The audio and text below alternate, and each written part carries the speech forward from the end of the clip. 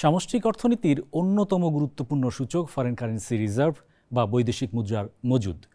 গণমাধ্যমে অর্থনৈতিক এমনকি রাজনৈতিক আলোচনাতেও রিজার্ভ শব্দের বহুল ব্যবহার দেখা যায়। এই রিজার্ভ মূলত কোনো দেশের কেন্দ্রীয় ব্যাংকের কাছে থাকা ডলার, ইউরো, পাউন্ড সহ বিদেশি মুদ্রা এবং সোনা রূপার মতো সম্পদের সমষ্টি। বাংলাদেশের বাজারে কেনাকাটার জন্য টাকা ব্যবহার হয়, কিন্তু আমদানি রপ্তানির মতো আন্তর্জাতিক বাণিজ্য টাকায় করা যায় না। ব্যবহার করতে হয় ডলার, ইউরো, পাউন্ড সহ বিভিন্ন মুদ্রা। তেমনি বিদেশি ঋণ, রেমিটেন্সও আসে বিভিন্ন মুদ্রায়। তবে বিশ্বব্যাপী মার্কিন ডলারের প্রভাব বেশি থাকায় বিদেশি মুদ্রার বেশিরভাগ ক্ষেত্রেই ডলারে রূপান্তর হয়। দেশের অর্থনীতিকে স্থিতিশীল রাখতে বৈদেশিক ঋণ পরিশোধ এবং আমদানি রপ্তানির ভারসাম্য রক্ষায় রিজার্ভ ব্যবহার হয়।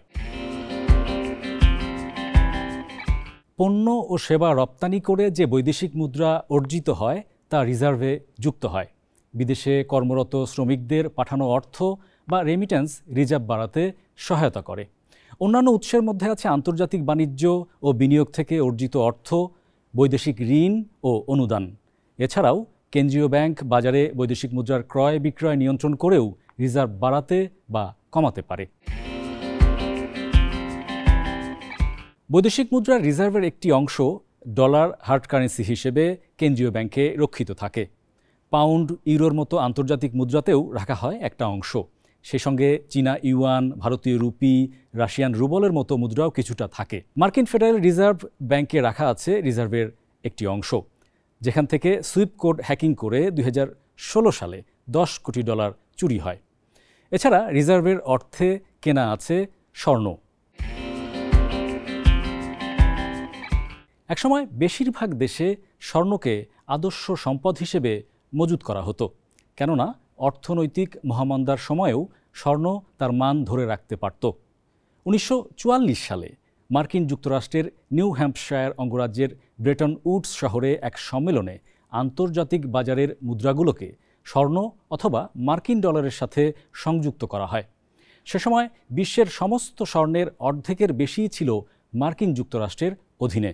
কিন্তু 1971 সালে মার্কিন প্রেসিডেন্ট রিচার্ড নিক্সন মার্কিন ডলার থেকে স্বর্ণ সম্পদ রূপান্তরের ব্যবস্থা বন্ধ করে দেন। এর ফলে মার্কিন ডলার সম্পূর্ণভাবেই একটি ফিয়াট কারেন্সিতে পরিণত হয়, যার মূল্য দেশটির সরকারের নীতির ওপরই নির্ভরশীল। এটাকে নিক্সন শক হিসেবে অভিহিত করা হয়।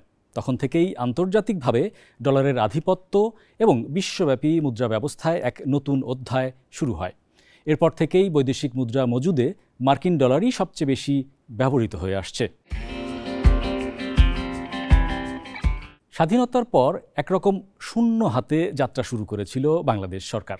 কেন্দ্রীয় ব্যাংকের কাছে তেমন কোনো বৈদেশিক মুদ্রাই মজুদ ছিল না।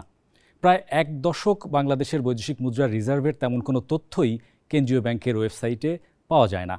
সে সময় রপ্তানি বলতে ছিল পাট, চা সহ হাতে গোনা কয়েকটি পণ্য।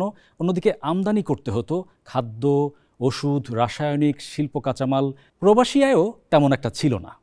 স্বাধীনতার এক দশক পর 1981-82 অর্থ বছরে বাংলাদেশ ব্যাংকের বৈদেশিক মুদ্রার মজুদ ছিল মাত্র $12 কোটি 10 লাখ। পণ্য বা সেবা রপ্তানি, প্রবাসীদের পাঠানো আয়, বিদেশি ঋণ, অনুদান এবং বিদেশে থাকা বিনিয়োগ থেকে অর্জিত অর্থ দেশে বৈদেশিক মুদ্রার উৎস। অন্যদিকে আমদানি ব্যয়, ঋণের সুদ আসল পরিশোধ, বিদেশে বিনিয়োগ রিজার্ভ খরচের মাধ্যম। বাংলাদেশে নানা রকম নিয়ন্ত্রণের মাধ্যমে মাসিক আমদানি কমানো গেলেও এখনও তা রপ্তানি আয়ের চেয়ে বেশি।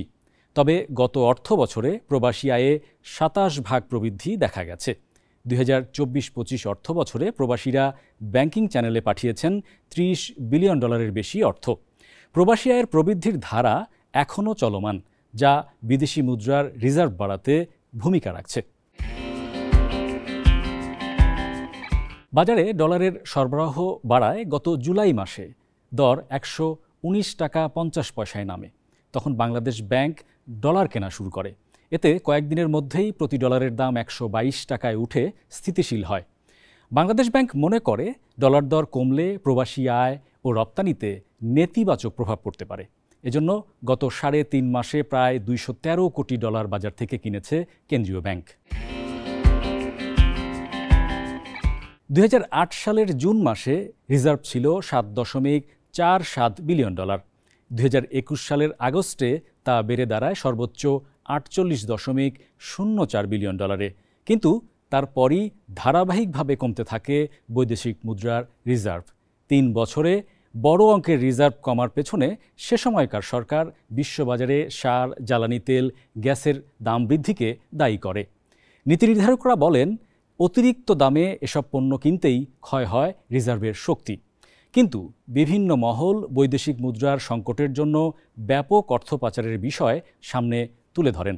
২০২৪ সালের জুলাই মাসে $29 বিলিয়ন ঘরে নামে রিজার্ভ। ২০২৫ সালের অক্টোবরের তৃতীয় সপ্তাহে রিজার্ভ $32 বিলিয়ন অতিক্রম করেছে। অর্থনীতিবিদরা বলেন, বৈদেশিক মুদ্রার রিজার্ভ আমদানি ব্যয় ও ঋণ পরিশোধের সক্ষমতার অন্যতম সূচক। এটা অর্থনীতির শক্তি বিশ্ব পরিমণ্ডলে জানান দেয়। তাই নির্দিষ্ট পরিমাণ রিজার্ভ ধরে রাখতে তৎপর থাকে সব দেশের সরকার।